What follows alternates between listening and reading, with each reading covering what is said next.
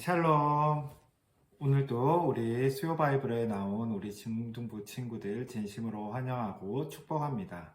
오늘 또 함께 하나님의 말씀 나누고자 합니다. 먼저 우리 하나님의 말씀 읽도록 할게요. 우리 누가복음 22장 39절 말씀입니다.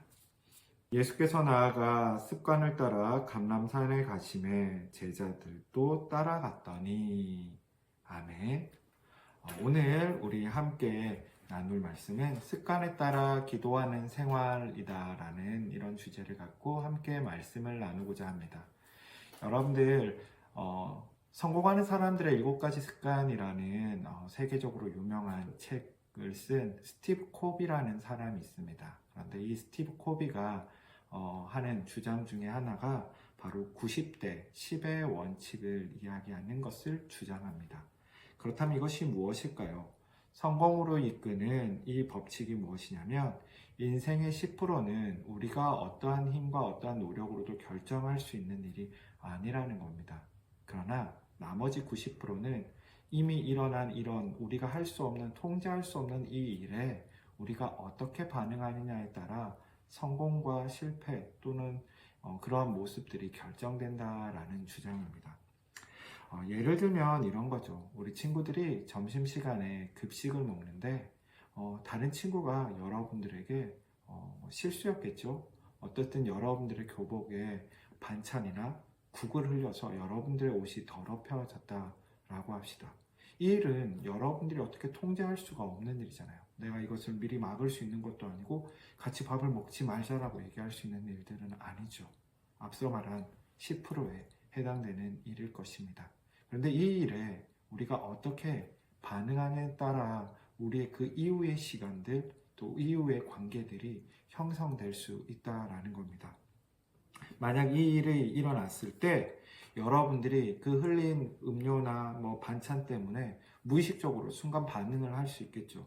그런데 순간 반응하는 것이 여러분들이 입술에서 욕이 나오고 또 친구에게 화를 내고 또 친구를 원망하는 말들을 쏟아낸다면 여러분들 그 이후의 모습들은 어떻게 될까요?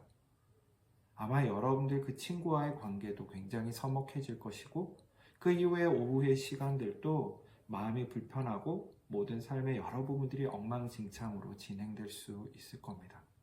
반대로 그 순간에 옷에 여러분들의 국이 쏟아지거나 반찬이 튀었을 때 여러분들이 몸이 찝찝할 수는 있고 마음이 들진 않을 수 있지만 여러분들이 그 순간 그 친구에게 괜찮아, 일부러 그런 것이 아닌데 잘 닦아내면 되지 라고 여러분들이 아마 그렇게 말하고 반응한다면 어떻게 될까요? 아마 그 친구는 굉장히 여러분에게 미안한 마음이 들 것이고 그래서 진심으로 사과할 겁니다. 그럼 친구와 다툴 일들도 없겠지요. 그리고 나면 여러분들 어떨까요? 옷을 씻어야 되고 여러 조금의 불편함은 있을지 모르지만 그 이후의 시간 그 친구가 또 그 친구의 관계 속에서나 오후의 시간 다른 친구들과 함께 또 즐겁게 웃으며 또 그 친구와 함께 시간을 즐겁게 보낼 수 있을 것이라는 겁니다.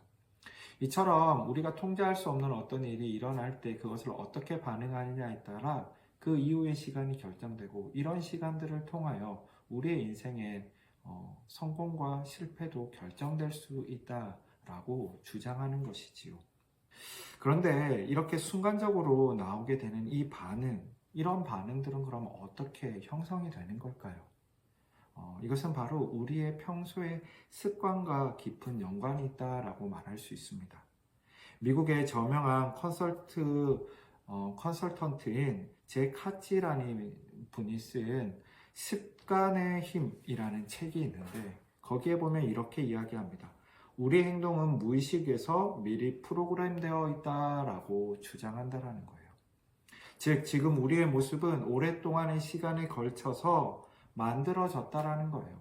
그 한순간에 그 습관이 일어나고 행동되어지는 것이 아닌 거라는 거죠. 즉 아까 전에 그런 무의식적인 반응도 마찬가지인 겁니다. 평소 내가 욕을 잘하고 다른 사람 쉽게 원망하거나 화를 내던 사람이라면 아마 아까 전에 그런 행동의 전자와 같이 반응했을 겁니다. 그러나 평소에 친구들에게 좋은 마음을 먹고 예쁜 말을 하고 너그러운 마음들을 항상 가지고 있거나 친구의 잘못을 잘 덮어주는 친구였다면 앞서 말한 후자와 같은 반응을 했을 거라는 겁니다. 그렇다면 우리의 신앙은 어떨까요? 신앙생활은 어떨까요? 마찬가지라는 겁니다. 오늘 본문에 보면 예수님은 습관에 따라 감람산으로 가셨다라고 말씀합니다. 여러분들 습관에 따라 예수님이 감람산에 가셔서 하셨던 일은 무엇일까요? 바로 기도하셨다라는 겁니다. 예수님은 늘 기도하는 습관을 가지고 계셨습니다. 때로는 새벽 미명에 기도하러 혼자 아침 일찍 일어나 기도하시기도 하고, 때로는 사람들을 가르치시고 치료하시고 이적을 베푸시는 그 놀라운 일들을 마친 후에 혼자 따로 한적한 곳에 가서 또 깊이 기도하시기도 하셨습니다. 이처럼 감람산에 습관적으로 가셔서 늘 예수님은 기도하셨던, 그리고 그 시간을 통하여 하나님과 더 깊은 관계를 맺으시고 하나님의 마음을 더 헤아리며 하나님의 성령님의 인도하심을 받는 삶을 사셨던 것이죠. 그래서 오늘 이 본문의 이후에 보면 예수님은 고난의 길을 걷기 시작합니다. 체포를 당하시고 매질을 당하시고 그리고 십자가에 달려 죽는 죽음의 길을 걷게 되는 이러한 상황에 놓이게 되거든요. 그러한 상황 앞에서도 예수님은 무엇을 했다고요? 습관에 따라 평소대로 주님께 나아가서 기도하고 평소보다 아마 더 간절한 기도를 하시지 않았을까 생각이 듭니다. 우리 성경에도 그렇게 나와 있잖아요. 핏방울이 땀방울이 핏방울처럼 보였다라고 표현될 정도로 말입니다. 어쨌든 예수님이 그러한 삶의 반응을 보이시며 나가는 것, 이 또한 평소의 습관에 따라 반응하신 것이죠. 우리의 삶에 어떻게 반응하느냐 또한 우리가 평소 하나님과의 어떠한 관계를 지속하느냐에 따라 습관적으로 반응하게 되는 것입니다. 어떤 사람은요, 어려움이 닥쳤을 때, 고난이 닥쳤을 때, 힘든 순간이 찾아왔을 때 더 하나님께 간절히 나아가 기도하고 하나님을 의지하고 하나님을 붙듭니다. 반대로 어떤 사람은요, 고난이 닥치고 힘든 순간이 찾아오면요, 교회를 떠나요. 예수님을 떠나버립니다. 그리고 원망해요. 사람을 원망하고 하나님을 원망하고 그러한 사람들이 있다는 것이죠. 어떤 사람은 고난 중에서 오히려 더 감사함을 고백하는 사람도 있고, 어떤 사람은 힘든 상황 속에서도요, 웃음을 잃지 않고 희망을 이야기하는 사람들이 있습니다. 무엇이 사람들에게 이와 같이 반응하게 하는 것일까요? 바로 하나님과 깊은 관계를 맺은 사람은 무의식적으로 하나님께 더욱 나아가는 행동을 하게 된다라는 것입니다. 이런 좋은 습관과 반응을 가지기 위해서는 어떻게 해야 될까요? 평소 우리가 하나님과 깊은 관계를 맺어야 한다는 것이죠. 말씀의 가운데 또 예쁜 말을 하고 예쁜 행동들을 하는 것, 하나님이 원하시는 행동과 마음이 무엇인가 평소에 생각하고 행동하는 습관들이 있으면 우리는 어려움과 힘든 상황 또는 내가 생각지 않은 통제하지 못하는 상황에서도 무의식적으로 우리는 하나님께서 말씀하시는 그 행동과 모습을 하게 된다라는 것입니다. 그리고 그러기 위한 가장 좋은 습관이 무엇일까요? 바로 말씀과 기도이겠지요. 시간을 정해놓고 기도하는 것, 아침에 일어나서 기도하고 저녁에 잠들기 전에 기도하고 식사할 때 기도하는 것, 아무것도 아닌 것 같지만요, 여러분들이 놓치지 않고 꾸준히 기도할 때 그 시간들을 통해 하나님과 더 깊어질 수 있어요.